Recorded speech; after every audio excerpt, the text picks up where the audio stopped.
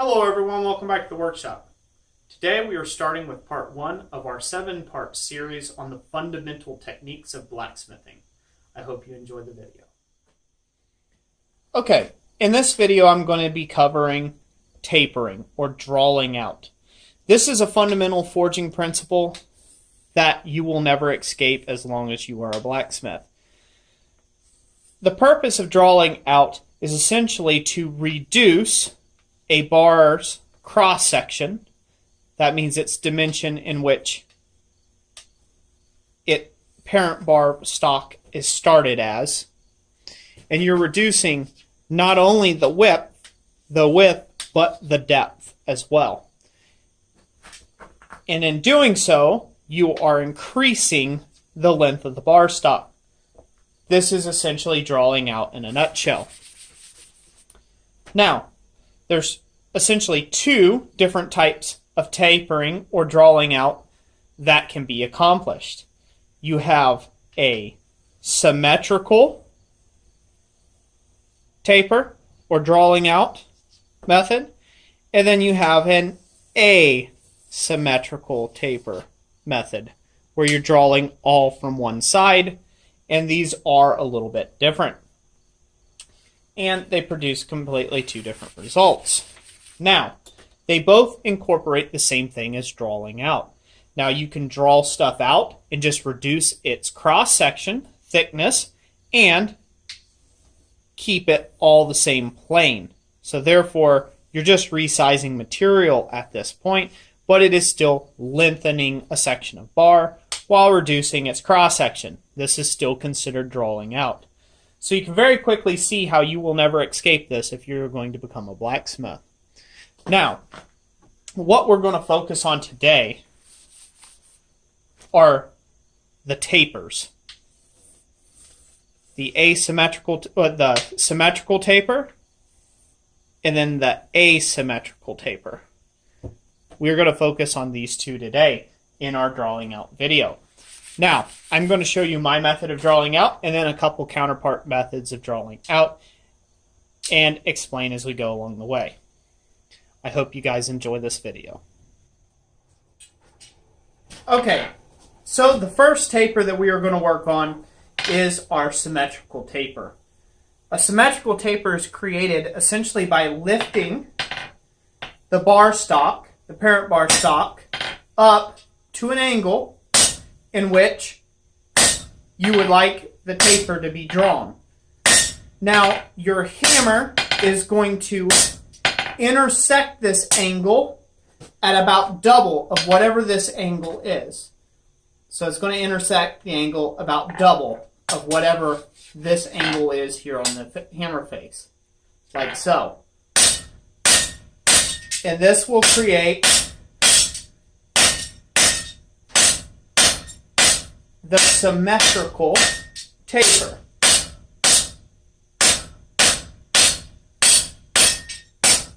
Like so.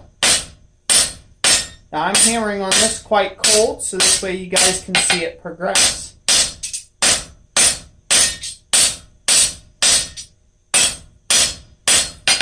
When hammering tapers, I like to work at the far edge of the anvil in order to take and compress without hitting the anvil's face.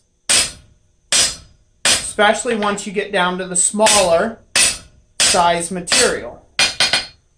It just helps pinch it out. So now this is all done on the flat of the anvil. So this is the first taper we're going to work with. This is what they call a symmetrical taper. This is symmetrical.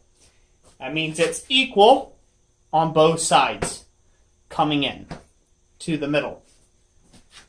Now, the next taper we will work on will be an asymmetrical taper. And I want to take and show that in process. Then we will move on to the other ways of tapering other than the flat of the anvil. If you are a beginner, I suggest for all beginners to learn here on the flat of the anvil first. There's all sorts of other methods out online that you could do. Some of them are quick, some of them are inefficient. Doesn't really matter, but you need to practice and get the fundamentals down of your accuracy in doubling your angle of your hammer and learn how to draw a good, nice, clean, symmetrical taper and then a really good, clean, asymmetrical taper before you move on to advanced techniques or whatever type of hammering style that you would like to progress to. This will help you grow as a blacksmith. Okay, now we're going to work on our asymmetrical taper. The way we do that is instead of like a symmetrical taper where we lift off the anvil and we double the angle with our hammer blow, now we are going to lay it flat on the anvil and keep our hammer blow to the angle in which we want our taper. This is also drawing out. Now you'll see that it has spread. And all we're going to do with that spread is dress it rather flatly back to the original parent bar thickness. And then we will just continue tapering or drawing out.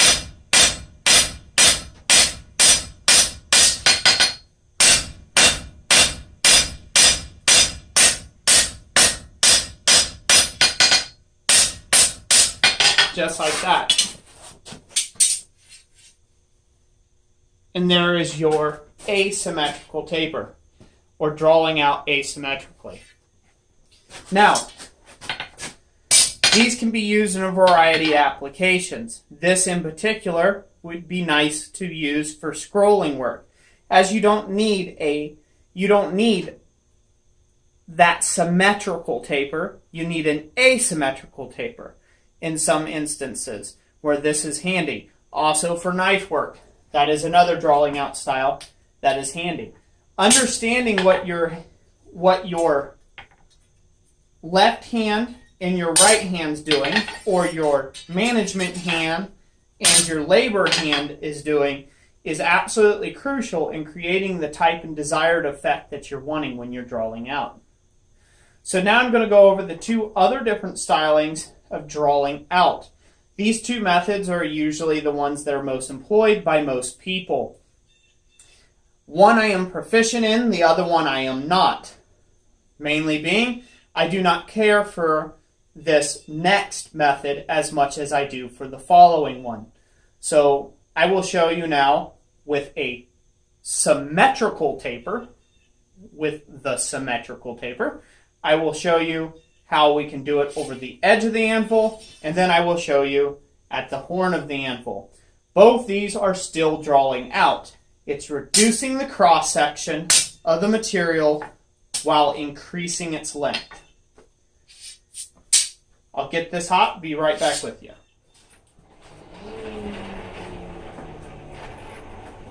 Okay, now this is drawing out over the edge.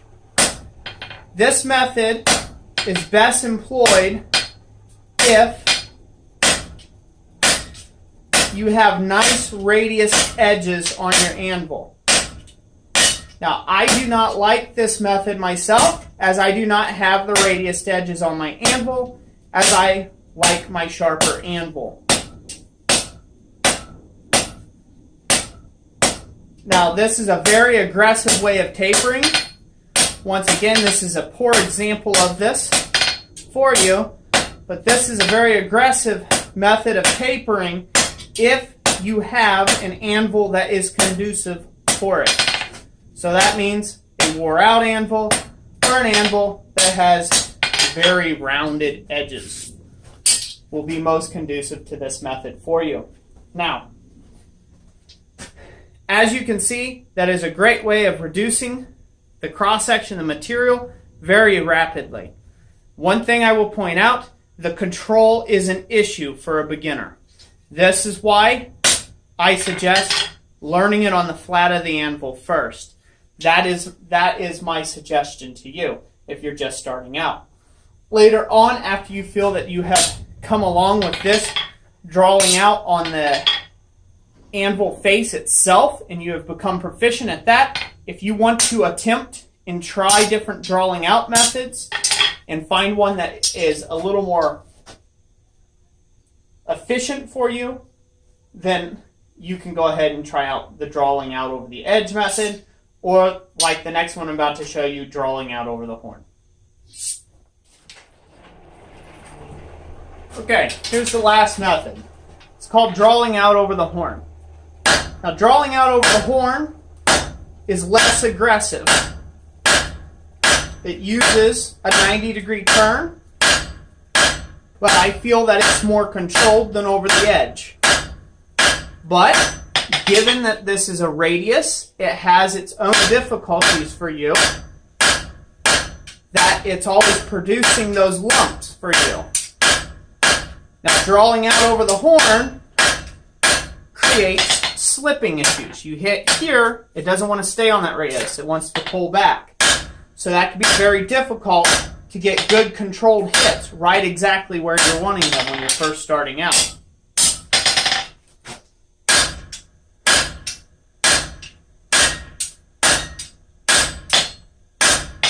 So now you guys can see the two different methods at work there. As you can tell, out here was more aggressive. This was less aggressive.